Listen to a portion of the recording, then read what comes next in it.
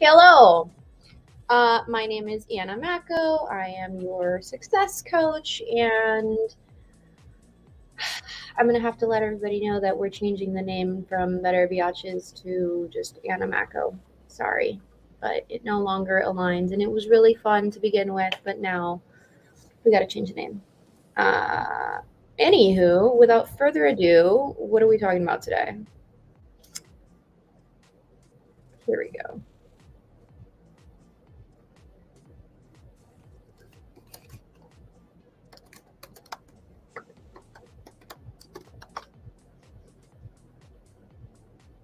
There we go. Unblocking or unlocking the billionaire brain, science of flow state and peak performance. This I really am fucking excited about. The crazy thing is that people still think it's woo woo, but millionaires and billionaires are doing it, and they're doing it to make more money and have happier, healthier, wealthier lives. And there's been studies from Harvard, from Yale, from our government, and it's a proven thing that there's a state in which things just flow. Yesterday, we were talking about how to make more money. In order to make more money, you do need to get into a state of flow. I talked about a few of the things that you can do, like saying, I'm ready for something to come in, as opposed to, I want something to come in. Or I don't know where my notebook is, but things like that, things that have to do with finance used water terminology. So you can see, like, it's in the fucking foundation. Like, I don't know what else to say. Let me pull this up.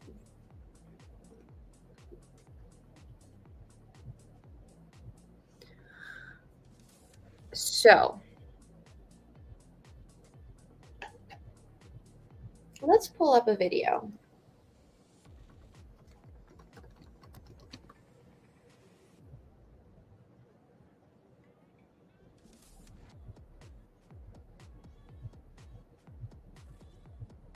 These are all terrible.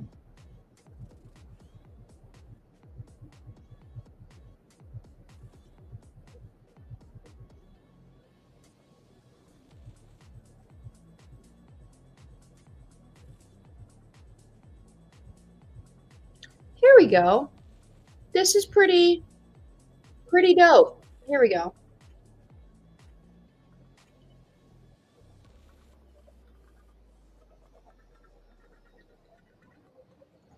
Let's actually turn down that music all the way.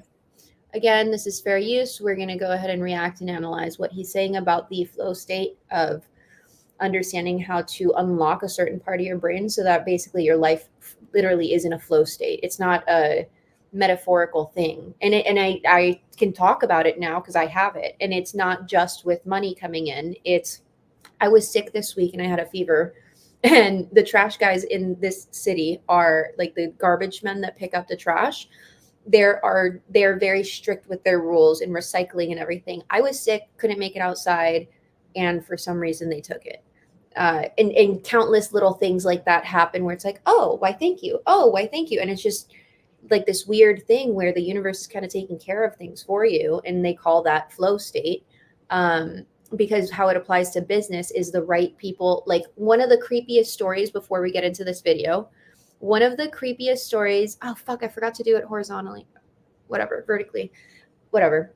One of the creepiest videos that got me into this whole thing is hearing about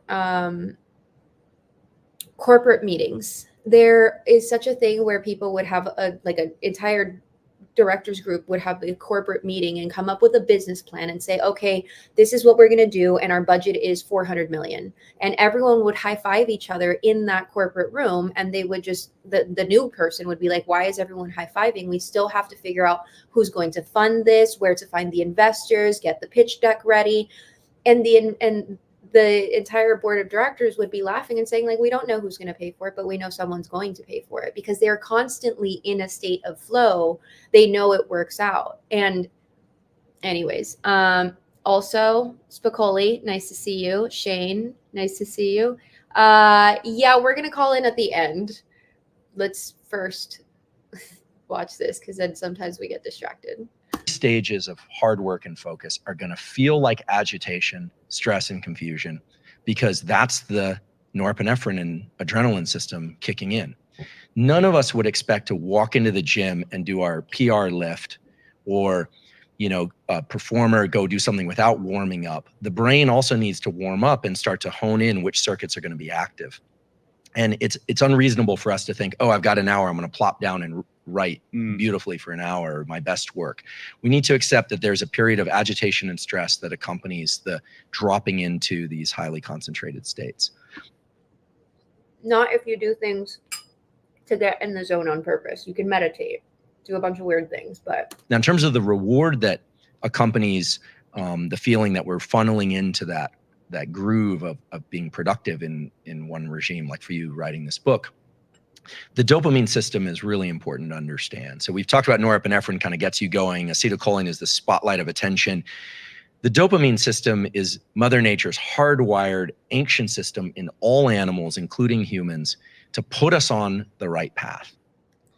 Or the wrong path, because the constant hit of dopamine that most of the population has is like swiping, like for social media, or videos, like someone's watching a podcast that's not beneficial for them. So like if you're watching all of the stuff on the Diddy Lee case, which we'll actually talk about later on another stream, I think I want to do a face reading on him. I mean, that gives you a hit of dopamine that your brain receptors become addicted to, and then you only want to do that. But you can also make yourself addicted to things like eating healthy, drinking water, meditating. You can become addicted to those things instead, and they're better for you. A lot of people talk about dopamine as this thing that you get when you publish the book, or when you get the book deal, or when something wonderful happens, like your child's born. And that's true. But dopamine's main role is to be released anytime you achieve a milestone or you think you're on the right path. And when the dopamine system is tethered to a particular pattern of focus, remember duration, path, and outcome. So it's like, okay, you sit down, maybe you don't get much text out, but then the next day you get 800 words of really solid text and you feel good. Like, I'm into this. What does that dopamine system do? The dopamine system takes the norepinephrine, which is normally rate limiting. Like at some point, there's so much norepinephrine that you quit. Dopamine can push that noradrenaline back down, that adrenaline back down, and give you more room, more space to do duration, path, and outcome work, highly focused work. And I'm making duration, path, outcome synonymous with highly focused work. Why would this happen? So let's think about an animal. Let's think about a deer that wakes up and is thirsty, and it's wandering out looking for water. That animal needs water. It doesn't know that it needs water. It experiences agitation. The same way that a baby feels agitation when it wants food, but it doesn't know it needs food. It just feels agitation and cries, and a caretaker comes, hopefully. That deer is now foraging for something that it needs. And let's say it smells water, because deer can actually do that, and arrives at a stream and takes a sip of water. There's dopamine release then. Yeah, side note, if you're ever stuck in the forest, I won't be, but if you ever are, the deer find water. That puts it on a path. Fresh water, clean water. If animals don't drink from a certain plot of water, don't touch the water, because they know what's best. To maybe a larger lake or something of that sort, or to be able to go achieve food. So when we are on the right path and we hit a milestone, dopamine is released, and it tends to tighten our focus more for that activity. This is why drugs of abuse and why alcoholism and some process addictions, which are behavioral addictions, are so dangerous, because a lot of those drugs of abuse are dopamine. So it becomes this cyclical. It's literally dopamine. And they found that the same thing is from scrolling, and the same thing is from doing stupid things that don't benefit you in any way. So like if you're smoking, that's a dopamine hit. If you're eating junk food, that's a dopamine hit. So he's kind of touching on it, but I don't know why he's not making it as big of a deal as it is. Most of the population is addicted to bad things. Most of the population has been brainwashed to only be in survival. Therefore, they're constantly looking for dopamine hits that are going to make them feel good about themselves in that moment, because they're having a break from survival mode. That's why drug addiction and alcoholism is so prevalent, because when you have most of the population upset and in survival mode, this drinking and drugging is a break from that constant feeling of lack, that constant feeling of survival, that constant feeling of impending doom. And When you look at it that way, it makes way more sense than why can't they just stop? It's the same thing with kids being addicted to social media. Why can't they just stop? It's a dopamine hit. The only way that you can do it is by slowing down and by trying to switch them over to different dopamines. Loop where there's no other behavior that can evoke the same level of release. Right. In fact, I sort of define addiction as a progressive narrowing of the things that bring you pleasure. And I say that because it really is the way that the dopamine system works. Normally, the dopamine system is designed to be generic. It's designed to get me to do lots of things, social interactions, work, exercise, all those things. Just like the stress system is designed to get me out of bed in the morning, a cortisol pulse is what gets me out of bed in the morning. It's also what led me to pursue a career in science out of fear initially, and eventually pleasure. So the dopamine system is tethered to those states of focus. And it's what Mother Nature designed so that the neural plasticity would occur and you would want to continue those behaviors again in the future. That deer needs to know and remember. There's something else that you can do that's working on your circadian rhythm, which is your sleeping and waking up mode. Calming that down significantly allows you to have more control over what dopamine hits you want to get. Meaning people with ADD and ADHD, I've told, because I've had it, where I couldn't control and I would literally watch my brain avoid what I wanted to do. And I'm like, what the fuck is wrong with me? By having a circadian rhythm that's consistent, you're able to significantly reel back and be like, oh, wait, I'm doing it again, and just keep on focusing, which has to do with needing to remember. And create a memory, not just of where that stream is, but the process of, when I feel that agitation, I'm going to get up and go down this particular path. Right. And so people think of the dopamine system as this kind of like catch-all for reward. Oh, you get likes on Instagram and it makes you feel good. That's not really how it works. And the important thing to understand is when you start getting a convergence of norepinephrine, so that level of agitation, duration path outcome, acetylcholine, and dopamine, now you're starting to wire in the behaviors that make people really good at certain things. What this means is that for any of us, success in any endeavor is very closely related to how much focus we can bring to that endeavor. And the reward system, you start to realize, is entirely internal. No one's coming along and cramming dopamine in your ear or dripping it in your brain. It's all internal. And this starts... I disagree with that. There are literally programs to feed information into your brain from, hypothetically, government officials. Imagine that it was possible that government official programs could insert things into your brain to make you want to hit dopamine in a negative way so that you're distracted and you don't do better for yourself.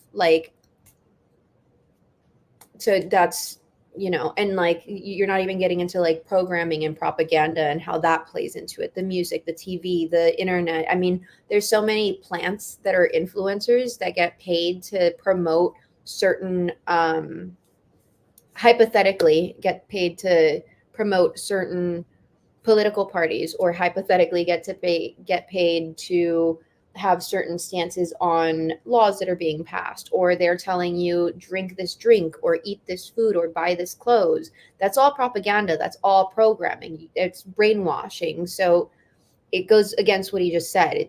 It is implemented. It's not just coming out of nowhere, which is why I love this shit, because it's not everybody's fault. We all think it's our fault, but it's not. Starts to bring us into the kind of discussion around mindsets. The discovery of growth mindset was of these kids that actually really enjoyed doing problem sets that they knew they couldn't get right. But for them, they would get this dopamine release from just focusing on the problem. They liked doing puzzles they couldn't get right. It sounds crazy, but inevitably those kids are very good at puzzles. Because it's a challenge. So the kids are not getting a challenge, and it's actually not good what he's describing. So what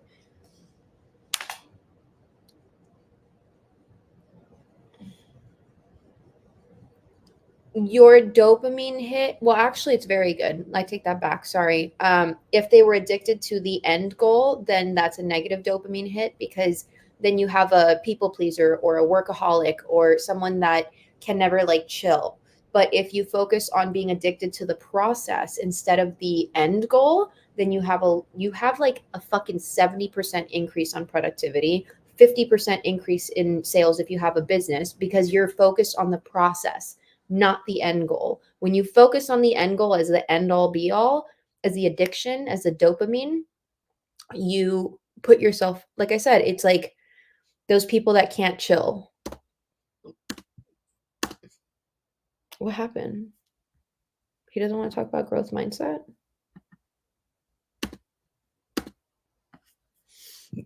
We're at 5 minutes. I don't know if I like this dude.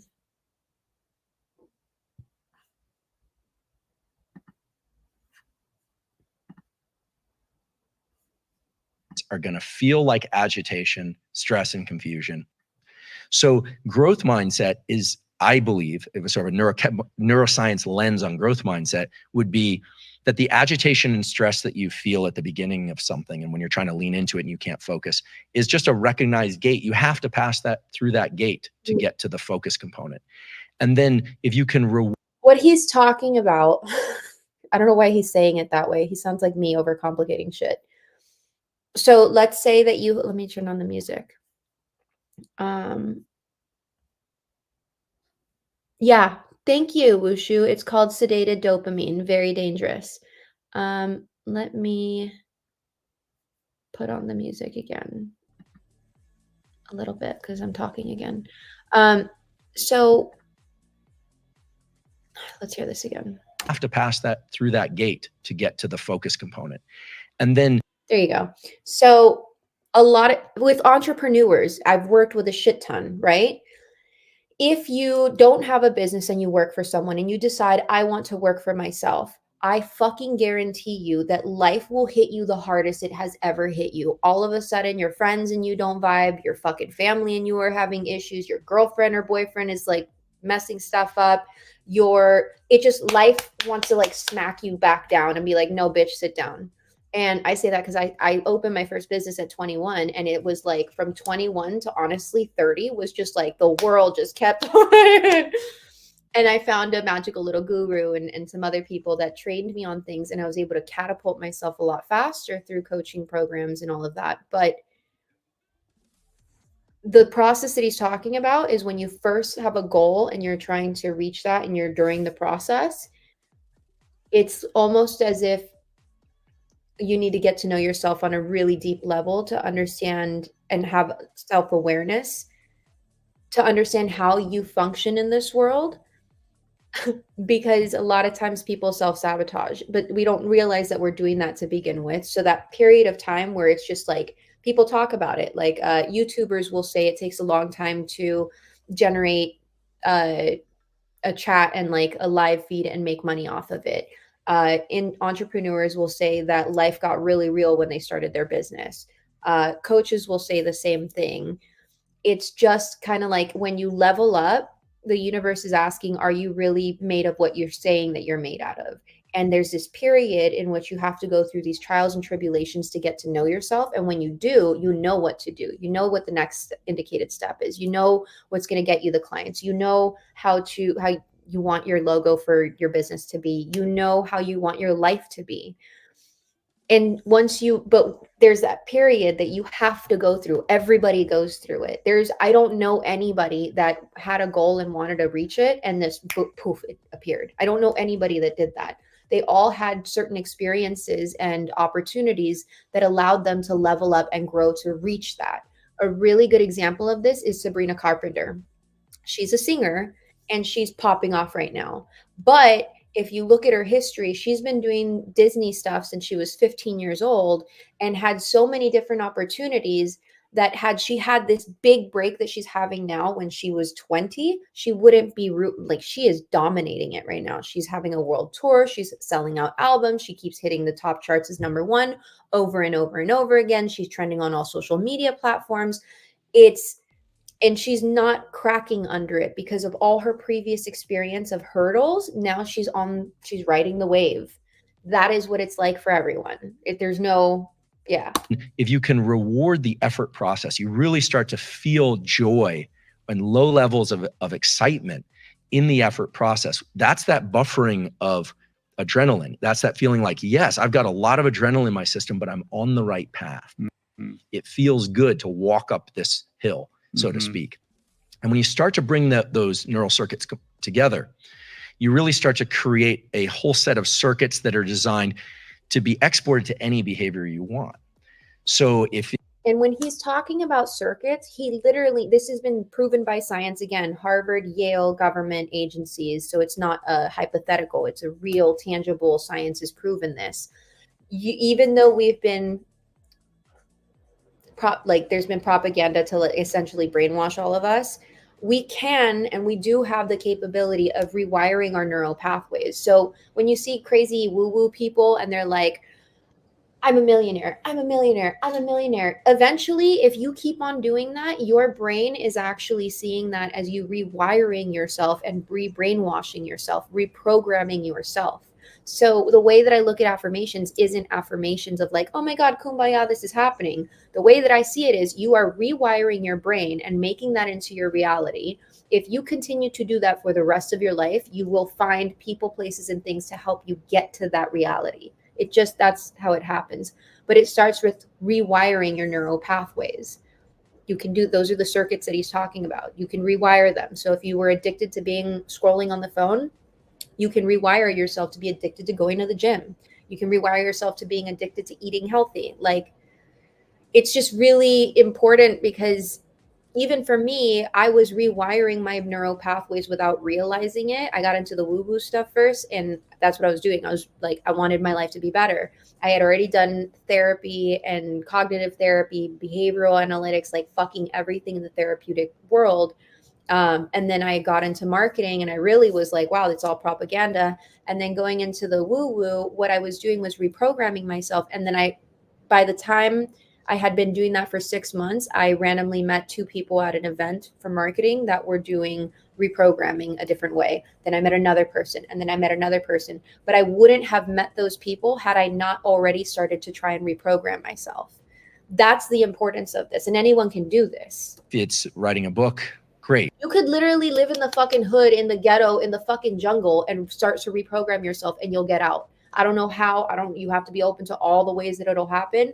But just all the greatest of all time, I've researched them all. Muhammad Ali, all of the great fighters. They reprogram their neural pathways to say, fuck this reality, that's my new reality. And over time, they reach that goal and they have the new reality. All of them. DMX, rappers, actresses. It's not just millionaires and billionaires I was studying. It was all the greatest of all time. They all have the same fucking story. If it's Sorry. I miss cursing. Casting, great. If it's building a business, great. If it's building a terrific relationship, great. Then the circuits that Mother Nature has designed are incredibly generic so that we could adapt to whatever it is that we need to do. And I think the misunderstanding around how these circuits work has led to this idea that there's some secret entry point, maybe marked flow on the door. Mm-hmm. And there's a trampoline up to that door, and you just open that door and you're going to be in it. Right. And nothing could be further from the truth. And anyone who's done well in any career or athletic pursuit knows this. But unfortunately, there's a kind of obsession with the idea that it's all supposed to feel good. And it does feel good, but there's a whole staircase in which it feels kind of lousy. Which is why I said you don't get addicted to the end goal. You have to be addicted to the process, because the process will feel good. So for me, I have an entire task list, and every time I cross something off of that task list, by the end of the day, I feel like I've had the equivalent of an alcoholic getting drunk at the local bar. Like, I had a great day. The idea that you I know my analogies are always weird, but I like it. Can self-reward the effort process is extremely powerful. Self-rewarding. That's why I do the crossing off. I know that my brain likes when I cross things off. If I just had a list, which is what I did for most of my 20s, I would have a list, but I wouldn't cross things off. I'd be like, okay, I did it. Once you actually realize, like, oh, my brain gets off on like crossing the fucking thing. Now I have colored pencils and I do a whole thing out of it. And I'm getting my dopamine hit from the process of doing that, not the actual end result. And that's when you hear people saying like, oh, romanticize your life. Like, you really have to romanticize your life, but that can look like making lots of money. That can look like having a boat. That can look like having an amazing relationship with your family. That can look like it can manifest in a variety of different ways. It just You yourself have to look at, what do I want for my life? Powerful. Because what it means is that if you can recognize agitation, stress, and confusion as an entry point to where you eventually want to go, I do think that even just mental recognition can allow people to pass through it more easily. They think they're doing something wrong. And then rewarding yourself when you achieve any milestone, like, running to a particular location if you're trying to run a long distance, and then registering that as a partial win. What we know is that the dopamine that's released in response to that suppresses the total amount of adrenaline and gives you more room, more time, more energy to run in the running example. And this is anchored in a real scientific result. So last year there was a paper published that essentially was asking why any human or animal quits at any behavior. We're talking about running, or we're talking about long bouts of work. The question is, why do we quit? Like, what is that? And it turns out that every time we exert effort, a certain amount of noradrenaline in the brain is released. And there's a sort of a counter in the brainstem.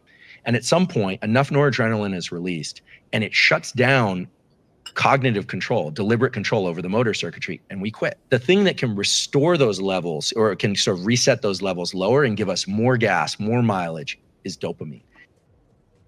So what he's saying essentially is, and it's true, so there's a phrase that people love that it says you only use 10% of your brain power, which is a fucking lie. The actual report is you only use 10% of your fucking conscious brain and you use 90% of your subconscious brain. So 90% of your actions,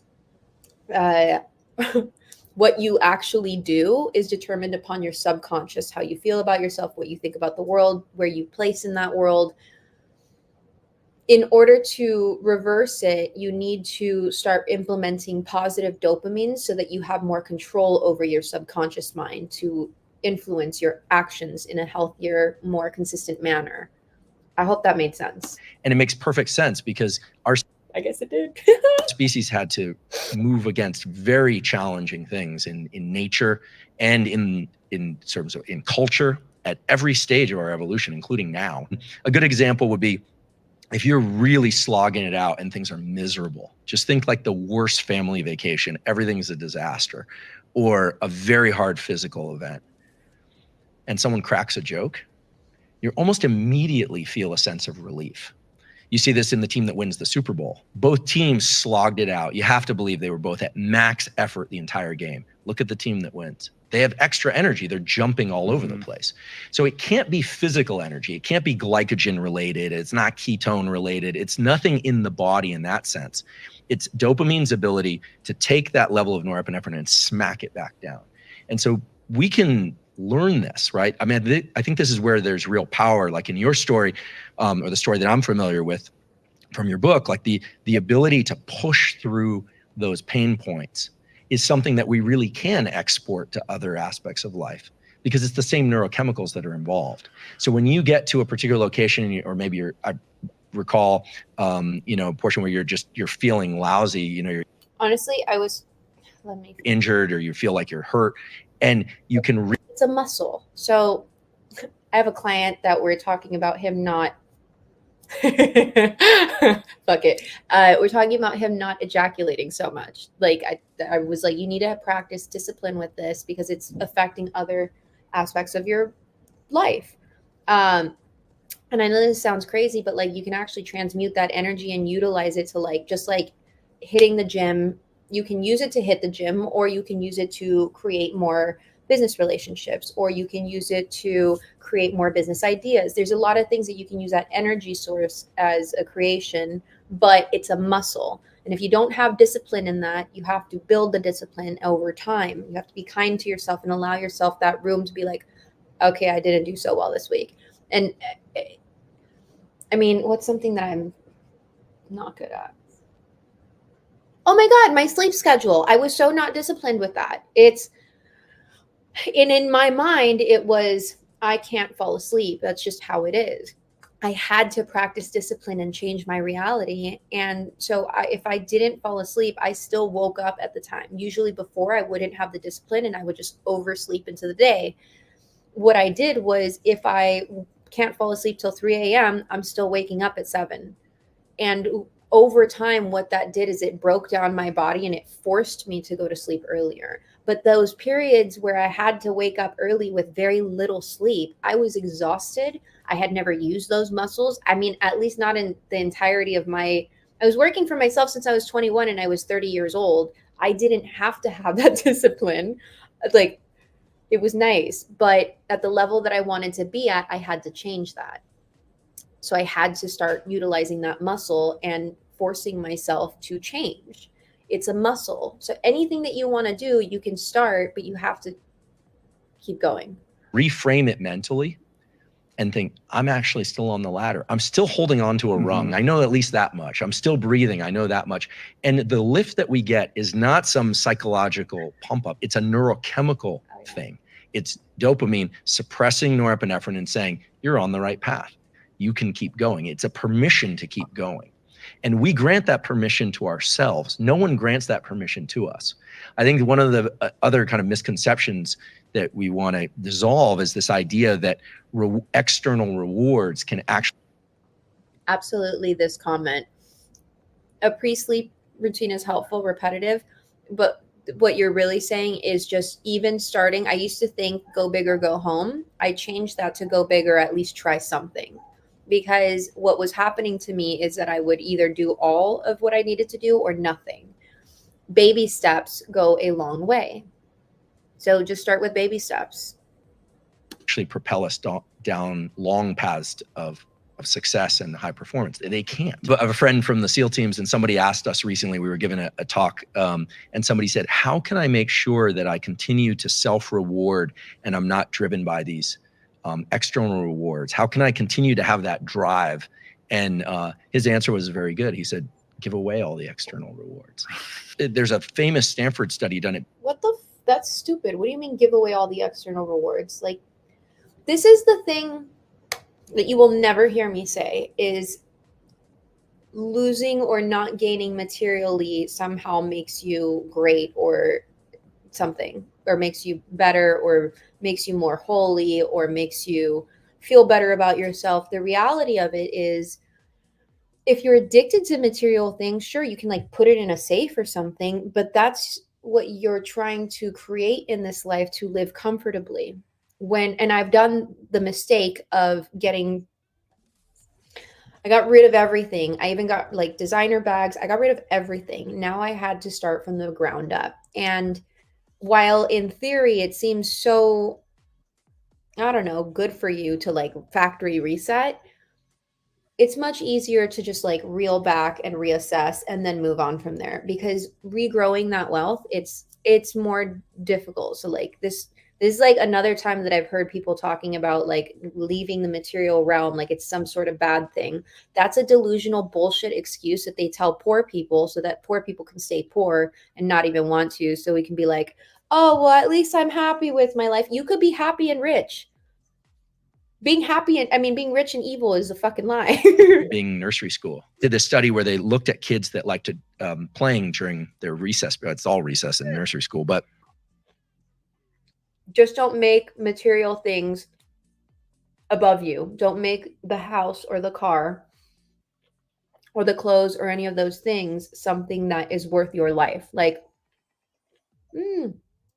there's people, we saw it in like the Great Depression when people were unaliving themselves from giant skyscrapers. Money is a fugazi. Every man that I've ever met that works in really in depth in finance laughs at other people doing that, because they're like, if only they knew that it's not even real. It's paper, it's printed, it's not, and what it's based off of isn't even real. So it's all this illusion. Your value, your life as a human being is worth more than any material thing. That's what I will say. They're drawing, and they took the kids that really like to draw, and they started giving them little gold stars on their drawings. And then they like the gold stars for a kid. That's an extrinsic reward. And then they stopped doing that, and the kids stopped drawing. They just, they right. associated the good feeling of doing it with the external rewards. Right. We have to be very cautious about how much of our internal dopamine we have. Again, that's because the kids were focused on the goal, the end goal, as opposed to the process. You have to make sure, if you have kids, make sure that they fall in love with the process of doing things, not the reward of, oh, you did a good job, but really, how do you feel about the painting that you made? You want them to be addicted to that feeling of like, oh, I love painting, not I love you saying that I did a good job painting. That's like the star reward. Attached to external rewards if we want to continue to grow and pursue and focus and work hard. If you just want to get to some place and cash in, then fine. But most people find themselves in a pretty miserable place because their dopamine was so attached to external rewards, they need more and more. One of the most powerful things that any person can do is to learn to control this idea of duration, path, and outcome and attach an internal sense of reward, just that you're doing well, to reward yourself mentally. Just say, I'm doing well. I'm actually on the right path. To do that inside of the demands that come from the external. Fuck that. I'm going to tell you two that you should do that have, like, me and everybody else that uses these. You're reprogramming your brain, right? The first is everything always works out for me. And the second one is that's just how I roll when good things happen to me. So when I had a situation, I fucking hate American Airlines. And every time I go to fly at American Airlines, I started having anxiety. But I started practicing this of like, everything always works out for me. Everything's always working, blah, blah, blah, right? Now, every time that I go to American Airlines, I have a totally different experience like 8 months later, which is like, it's always pretty chill. I usually sleep. No one bothers me. I have a good seat. It's weird. I told you guys I had a fever this last week, and the trash people are really anal here, and they don't let you, like, I didn't take out the trash from the property, but they got it anyways for me while I was sick. And when I saw that, I was like, that's just how I roll. So every time that good things happen to me, that's what I say to reprogram myself. And that is how my life has continued to go. You could say what he's saying, but mine are a lot better. World. The more often that we can self-reward some aspect of the process, provided it's in the right direction of what we're trying to achieve, the more energy we're going to have. You notice he said direction of what we want to achieve as opposed to the end goal. For that, the more focus we're going to have for that. And remember, the reason I say energy is that limiting amount of noradrenaline is constantly being kept at bay. You're literally buffering the quit response. And so when people start realizing that if they set the goals inside of the larger goal and self-reward each one of those, they essentially have an infinite amount of energy to pursue those goals. They have an infinite amount of focus to pursue those goals. Shit. What did I do? Ah! Anyways, rich people think differently. That's like the part of the study that they're doing in flow state.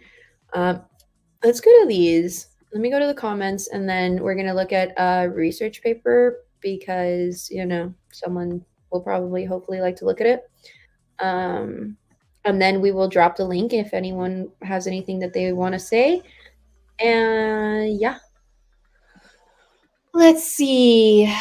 Yeah.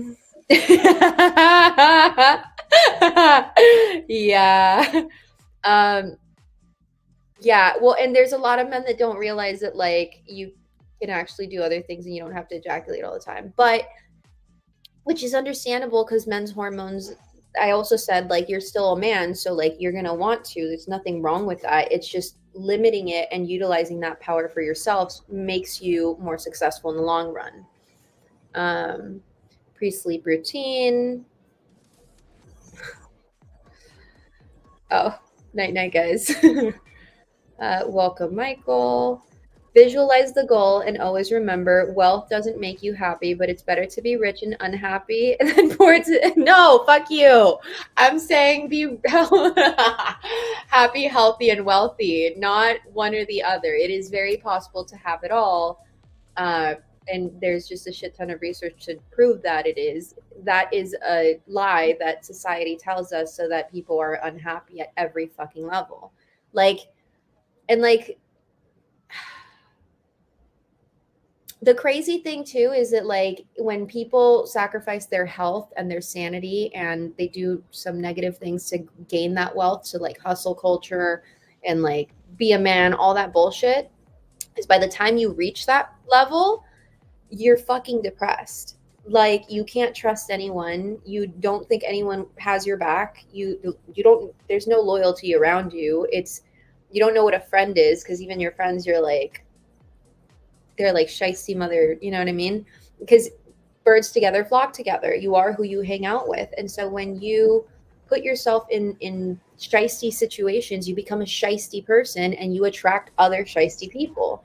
That's why you see people that are rich and unhappy. But I know plenty of people that are rich and very happy and didn't do it that way, did it the honest way.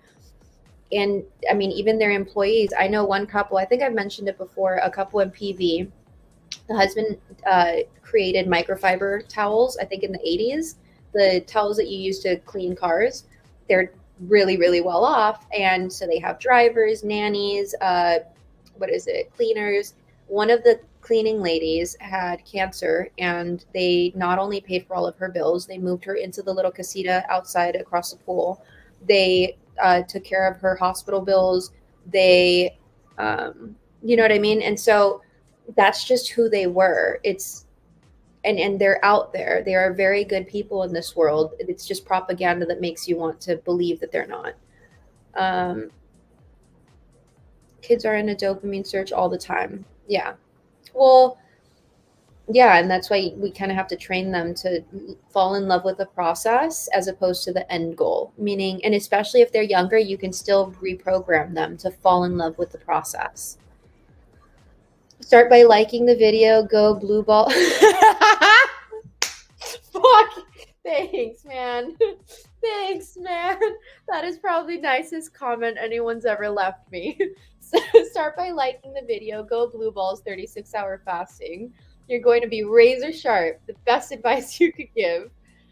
Early to bed, early to rise, make a man healthy, wealthy, and wise. Ooh. These are some bangers. Thanks, guys. I like them. PV was Palos Verdes in Los Angeles. It's where Trump's golf course is. It's very beautiful. It was close to my house, and I was like, everywhere. That's where I would always go hiking. There's no fucking mountains here. I'm gonna drop the link. If I don't bring you on, it's because I'm looking at the report really quick.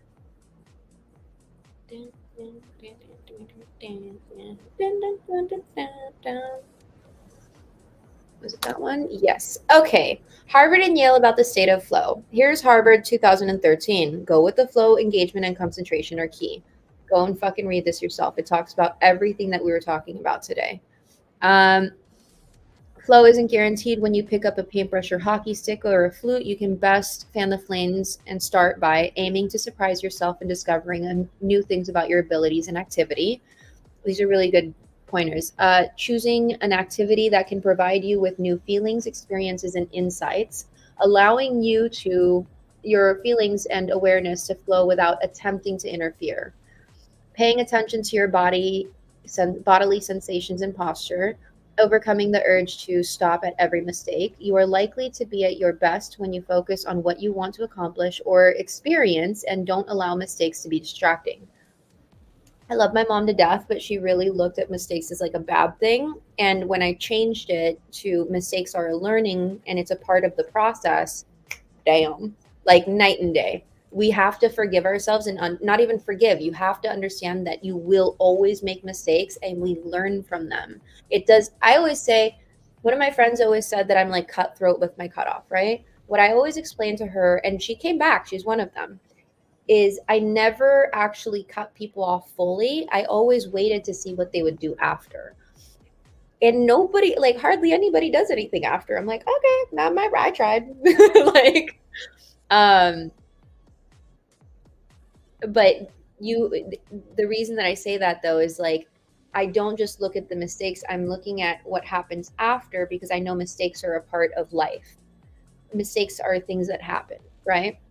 Accepting that physical symptoms of nervousness are normal and will naturally ease off once you get going. So when I worked with people in marketing in LA and I would get them to start on social media, I would literally teach them the way that my mom taught me how to swim. Just push them in the fucking pool, because people will psychoanalyze and prevent themselves from moving forward. And if you just push them and you swim with them, they learn a lot faster rather than psychoanalyzing everything and preventing them. They get analysis paralysis. You just have to jump. The thing too that I think about before I jump into things is like, am I going to regret this when I unalive at the end of my life? And if I regret not doing something, guaranteed I'm going to do it. I'd rather live with the understanding that I did everything I wanted to in life than live thinking, oh, I shoulda, coulda, woulda.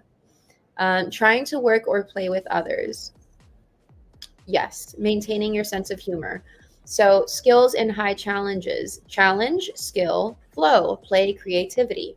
So, another way of exemplifying the state of flow is you're having fun with something that you love to do. People that work in financial institutions with millions of dollars get off on literally creatively coming up with solutions to find investors, which is their skill, for the challenge, which is the goal. They get off on it. They're excited about it. When you're excited and you're creative and you're in that mode, that's the state of flow. That's when things come easily to you. What's another one? I'll think of another one, hopefully.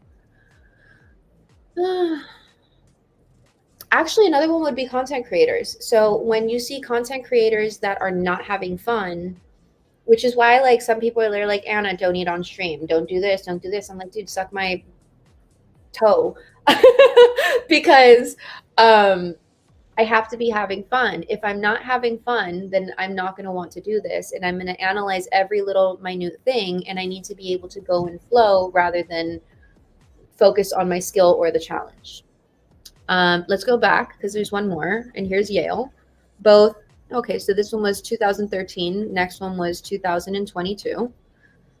Yale psychologists have developed a mathematical theory of flow, argue that it is possible to enhance immerse engagement almost any task. On my sister's birthday. That's so cute. Ryan Carlson, the doctoral student of the Department of Psychology, Paul Stillman, and associate research scientist in the marketing at the Yale School of Management, and David Mellenkopf, formerly of the Yale Department of Psychology, now of Northeastern University, published their formula April 26th to the Journal of Nature Communications. These principles underlying the flow may be unconscious, but they are not at random, and work with a biological system that can be described in mathematical terms. Again, this is why I say this shit, and like I have people commenting like, oh, it's woo-woo, like you guys are dumb. I mean, you're just not, you're gonna limit yourself, but like I'm not gonna argue with you. Computation theory of the subjective experience of flow. Cool. Oh, let me see if anyone's back here. Let me drop. What'd you say? I mistakes. Let me send the StreamYard one more time. If no one comes up, I'm gonna cut the stream in a minute. Where was it? Let's look at this really quick. Abstract theory of flow. Our theory draws upon the concept of mutual information, fundamental quantity, an informative theory that quantifies the strength of association between two variables. We propose that the mutual information between desired end states and means that's attaining them, okay, given rise and flow. We support our theory across 5 experiments. 4 pre-gestured by showing multiple activities that increasing ME increases flow and has an important downstream benefit, including the enhance of attention, enjoyment. We rule out alternative constructs, including alternative metrics and associative strengths, psychological constructs, and previously shown and predict flow and various forms of it. Okay. What? No. Fuck that. Let's go down. It's usually fuck you, results. On each trial, tile appears in the center of the screen, blah, blah, blah, blah, blah. Okay, so they were able to actually quantify the experiment of the state of flow. Unbeknownst to participants, the tile game includes 2 types of trials: mistrial, where the tile disappears after 250 milliseconds, and hit trials, where the tile disappears after 750 milliseconds. Responding in under 250 milliseconds is nearly impossible, and responding in other okay. Thus, the percentage of trials corresponds to the value of hit for analysis concerning the success of our manipulation. So they fucked with the game to make people not realize that it was a problem. It creates the illusion of responding slightly too slow on some trials and just hit the time. So they manipulated the game to make the participants think that they were messing up in the game and losing, and some that were hitting it right on the mark.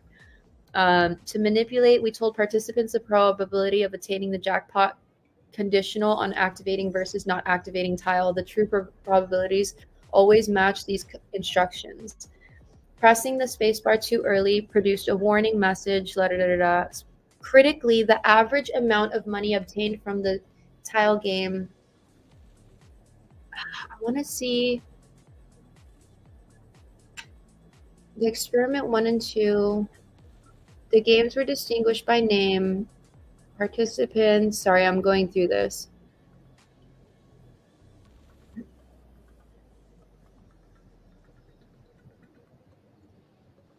Participants completed a measure of flow, skill, challenge, balance, and controllability.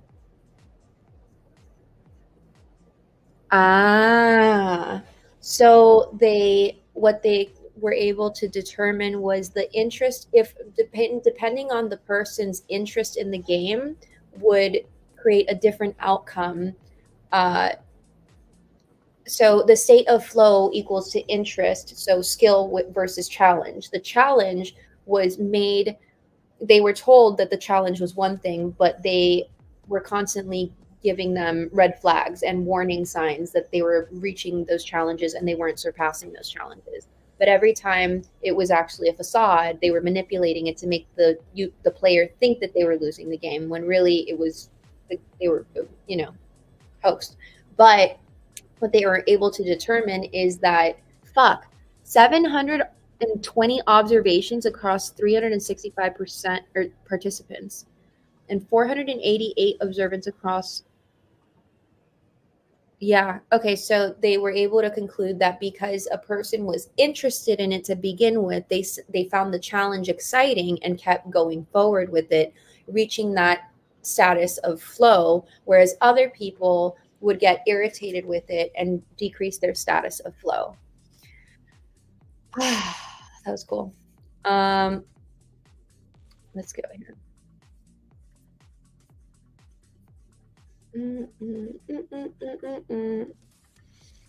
Remember, every negative event in your life is a lesson to help you become. Exactly. A lot of people don't know that, though. Human forgive. The error is human, to forgive is divine. Yes. Forgiveness is like quantitatively, it's the thing that can catapult your success. If you have like a fucking real big chip on your shoulder, the only thing that's going to allow you to release that chip is forgiveness. I wish there was something else, but that's also a mindset thing. And like, I'll share this in a second. Woo woo makes me giggle too. My mom and I were talking and we were laughing because she comes from old school Catholic and she did not raise me that way. She raised me with a lot more lenience and like free will to do a lot of things. I shaved my head in high school. I did all the colors of the rainbow for my hair. I was in speech and debate. I wore whatever I wanted. She really gave me a sense of freedom and nurtured that, but was also very strict with morals and values. And when she explains things of like how she was raised, poverty is penance, and to pay penance in order for a God to love you. In my mind, I was saying like, that's so mean. And what she stopped me and she was like, no. She was telling me that it's because of those experiences. Yeah, we could see. She's like, Anna, you're not white. Like you can see it like Americans do of like, that's child abuse and these are horrible things. Or you can see it as, because I went through those things, because they instilled so much of an impact on me, I was able to build my own wealth. I was able to be a single mom. I became a mom again. I built this other business and then I built this business. Like my mom has done a crap ton of stuff and she was that example for me. And it's a perception thing. You can either look at it as the cup half empty or look at it as the cup half full. Whether it's good for you in society or not, looking at the things with a cup half full and going for them yields higher results rather than staying in negativity and sadness. And with that, I think I'm done with my yap sesh. Thanks, guys. I'll see you guys later. Love you.